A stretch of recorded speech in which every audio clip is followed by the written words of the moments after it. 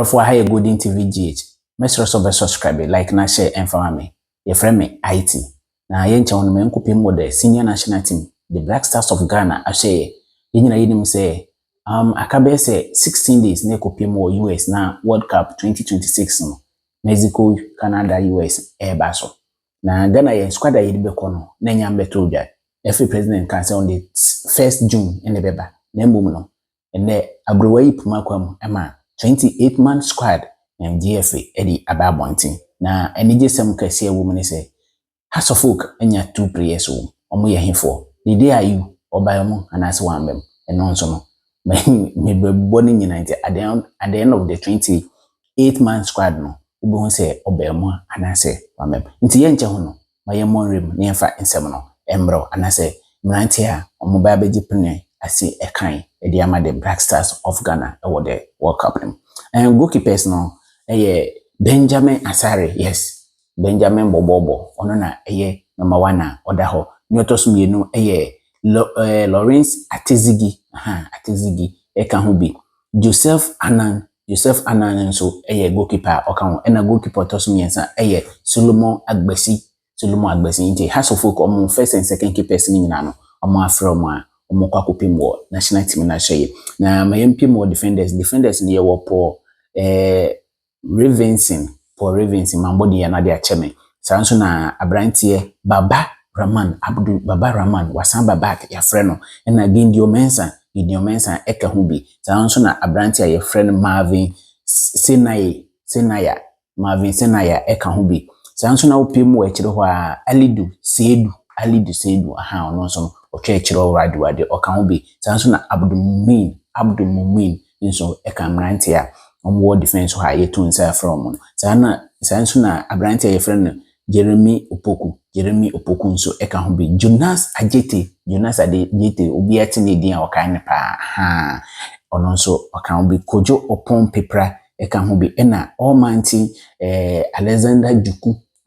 Jiku nso no ana Jiku Alexander Jiku nso eka mranti na omo defenders anase defense one na ye ukopim wo midfield ho Elisha Owusu ye friend no Thomas Tepate ono nso eka ho bi na akwasisibu nso no ye to nsa friend no sanso na abranti a ye friend no Augustine Boachi ono nso no oka mranti ahodo a ye from wo midfield ho sanso na Caleb Irenchi sa abranti we nso no obo ne homodi ye pa ono nso ya friend se omra Messi akan ema the national team no sanso na Abdul Fatah Isahaku ono nso ka ho bi na abranti a ye friend no Kamadin Sulemana ono nso oka ho Christopher Babo nso ya abranti bia oka mranti ya from wo midfield sanso na Ernest Niama o ya abranti bi nso ono nso no o ya young guy waba obo ne homo no yie pa na ukopim wanim ho a Antoine Semenyo ono die wa mabia nka enye oka ho sanso na Brandon Thomas Asante ono nso eka ho bi sanso na abranti ye friend Prince Kwabena Edu na nsan ni Germany mu ne Austria ko ball friend match ni humode ba obeda na register sanso na Almighty Inaki Williams ono nso baby na Jordan Ayu captain a ono no di mrantie maako 28 enema edi ko World Cup no World Cup na nkasa ne de yenim so mo di 26 na ekọ nanso no otumi di bi eburo so na no ma ye bench ba no wana be fa maka yenhu hu ansem nti no mrantie we na GFA edi omodin ababontin se omo na mo kwakwagire mo edi ama oman Ghana na World Cup no ometimi atse akan no mo abom modin se omechi Panama na Croatia na England no mo yom ho adwuma tine be betimi qualify akoyenim round of 16 nti mrantie ahodo we na the Black Stars of Ghana omkwakogina ye na manase Carlos Queiroz edi omodin ababontin se omo na omkwakogina mo amai na arehosem ba kwa ewo mu ne se be se now twini even neya debate neya gidigidi abrantie ye friend the day ayu no bi ahwe kwan se obo ne homodin ti no omra na so no edi ni babontin no nka ho bi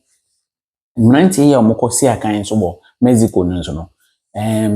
local players ni nyina ọma afro bia local boys ọma afro bia obi anka ho obi a sisi ya friend wo local ọma ye two goalkeepers from one team ye Hearts of Folk ye Benjamin Asare and Solomon Agbeshi and ọma from sa two players we and ọma to me from Ghana Premier League mu dia ọma ntimi afro bia nti ball no wo ball na ye ni ye be from ba wanye ni ye dia ye from nti mrante we na ya from ba ne ya pa ye dede ayo ya frɛ no list na afa na ba bontin nti ye bedi akire nsɛm ahodo amanfo bɛka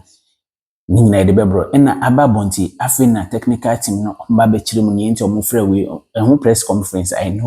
hope say by almost e be ba bontin a e be to from bia Golden TV GH ni me say yemfa enkama mu nti wo message bia mesro so de beba mranti ye omo